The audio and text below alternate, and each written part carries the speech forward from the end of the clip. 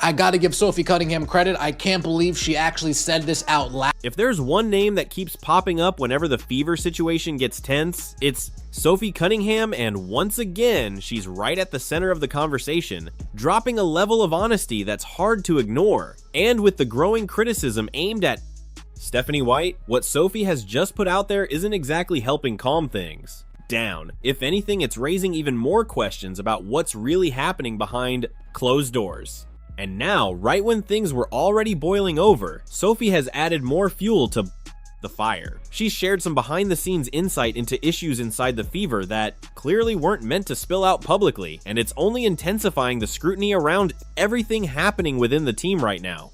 She said what came into her head, she said what she wanted to say, and I would assume people in the org are not happy with this situation. Let's get into it, and as the video goes on, I want to hear your thoughts in the comments.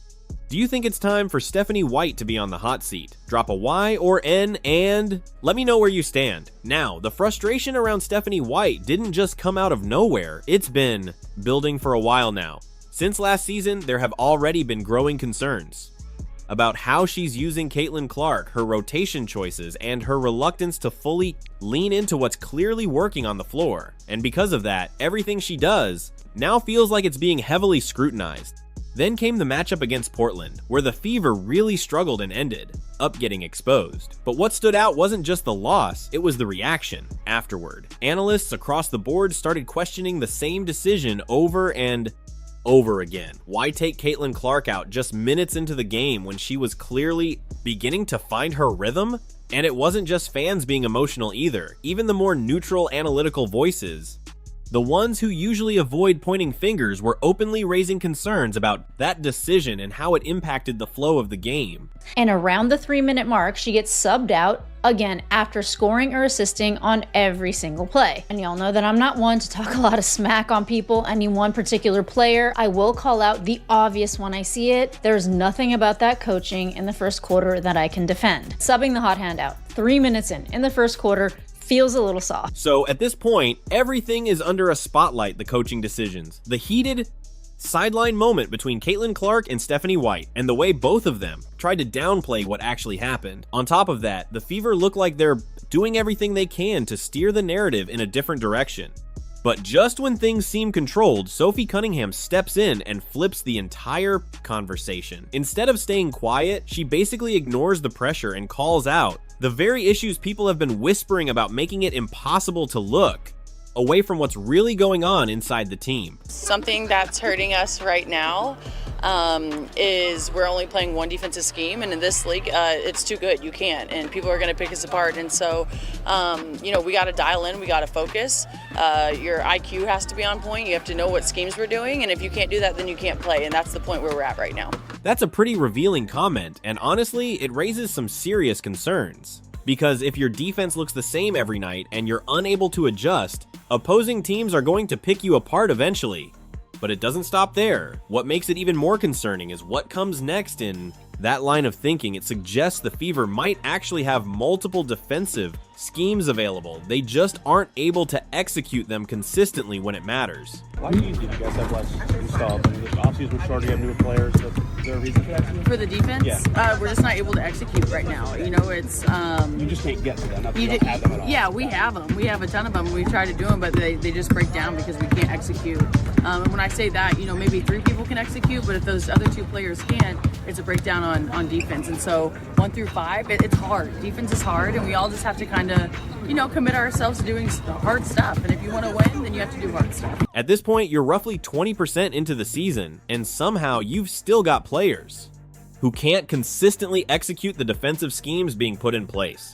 And that immediately raises the obvious question, how is that even happening? This isn't a completely rebuilt roster. The Fever brought back a large part of their core. Yes, there are a few younger additions, but the majority of the group consists of experienced players. On top of that, one of their key additions, Ty Harris, has already played under Stephanie White before, so familiarity shouldn't be a major issue here. So, if the claim is that certain players still can't run the system properly, then you have to dig deeper into why. Is this a roster construction problem, where the front office simply didn't bring in the right personnel for this style of play? Or is it a coaching issue, where The system itself isn't being communicated or implemented effectively?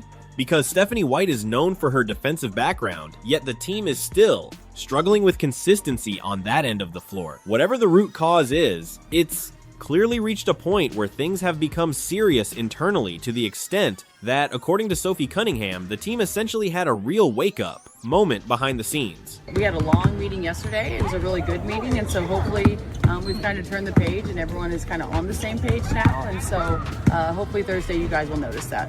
What were the kinds of things you talked about in that meeting yesterday? You know, just what everyone's kind of feeling, where we need to be, what our identity is, offensively, where we're struggling, defensively, where is the breakdown. And so we literally, I think we were in there for like an hour and a half, almost 2 hours, and we peeled back all the layers. And so I think everyone's on a good page right now, and we're ready to work. Look, a players only meeting by itself isn't something worth panicking over. When a team is going through a rough patch and it's pretty clear the Fever are that kind of, conversation is sometimes exactly what's needed. In fact, it's usually better than letting things slide and not addressing the problems at all.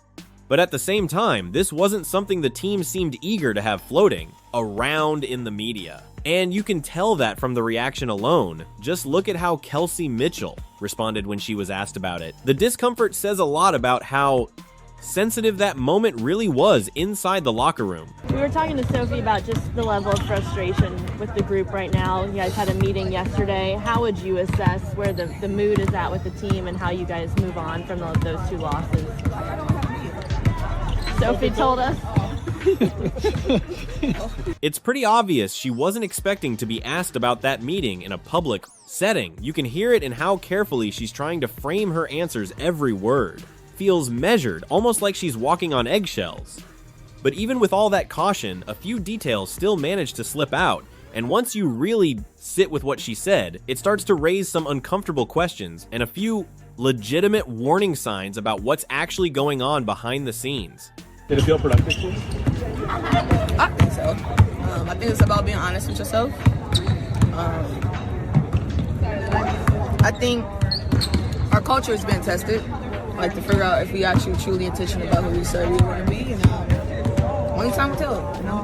When a veteran player starts bringing up culture during a difficult stretch, it usually signals something deeper than just missed shots or temporary lapses in focus. It shifts the conversation toward accountability, effort, and whether everyone in the locker room is fully bought in. That doesn't automatically mean the Fever locker room is falling apart, but the tone does matter. And when Kelsey Mitchell responds to questions about whether these issues can actually be fixed with a simple "time will tell," it doesn't exactly project strong confidence that everything is on track to be resolved anytime soon. So now you've got Sophie Cunningham speaking up, Kelsey Mitchell acknowledging the uncertainty, and at this point, all attention naturally turns towards Stephanie White. And she's since confirmed that the team has had to step back and revisit the fundamentals, essentially going back to the basics to try and reset things internally. Sophie talked about only having one defensive scheme that you guys were able to execute and how that teams are able to kind of pick that apart.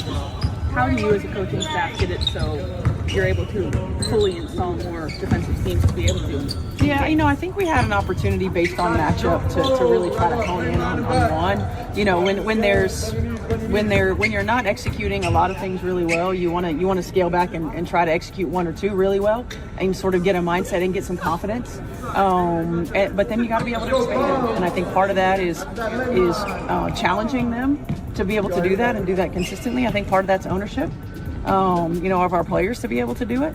You know, again, we have a lot of new players who are playing, who have been in different kinds of systems and who've been asked to do different things. Look, this is the reality now. These are professional athletes on real contracts, and the expectations that come with that are very different. And with Caitlin Clark on the roster, everything the Indiana Fever do is under a microscope. Every possession gets clipped, replayed, analyzed, and debated in real time. So when the message coming out of the locker room suggests that that the team can only run a limited version of its defensive system right now, that's a significant statement, especially coming from a defensive-minded coach. Naturally, it's going to spark questions about what's really going on behind the scenes. And when you start hearing about internal meetings focused on ongoing problems and team culture, it usually points to something deeper than just on-court execution, especially when Sophie Cunningham also mentions that last season the team was operating with a much wider defensive playbook, something like 10 different schemes. It raises even more eyebrows about where things have changed. That said, this isn't necessarily being framed as hopeless. Sophie still sounds optimistic about turning things around, but optimism alone doesn't solve structural issues. The concerns she's pointing to don't just disappear on their own, and at some point, responsibility has to be clearly defined for how things got to this point and how they're going to be fixed. You hope that meeting was that come to Jesus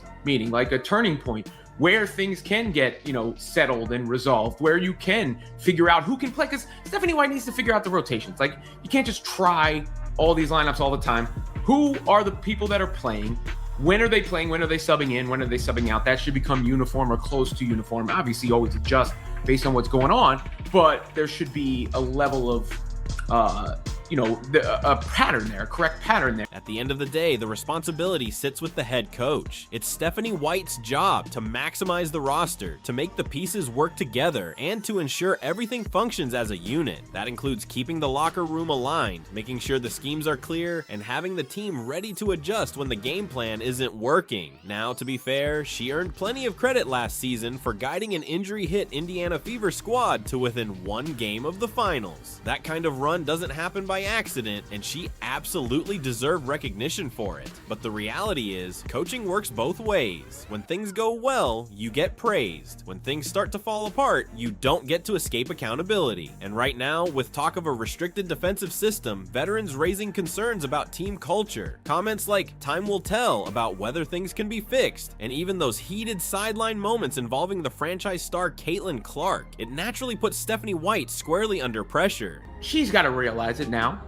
that these are important times for her, and to not be so. Now, there was that fake Sentinel-style rumor floating around about Stephanie White getting fired, and even Skip Bayless ended up running with it before the media quickly stepped in to shut it down. But whether that report was real or not, the bigger picture hasn't changed. The pressure is clearly starting to build. It's still early in the season, but fans are already frustrated. The on-court results haven't been consistent, and even though Stephanie White has handled the questions in a calm and professional way, you can't imagine she's thrilled that Sophie Cunningham publicly highlighted issues inside the locker room and questioned the team's defensive approach. Once that kind of information is out there, it only adds more fuel to the fire, because now every move is going to be scrutinized even more closely. And like it or not, in today's game, anything like this spreads instantly on social media. Fans pick it apart, debate it, and amplify it non-stop. That's just the reality of pro sports. The bigger the platform and the bigger the paycheck, the more intense the spotlight becomes. So I want to hear what you think in the comments. And if you've made it this far, drop a trophy emoji so I know you stuck through the whole thing. Appreciate you watching. I'll catch you in the next one.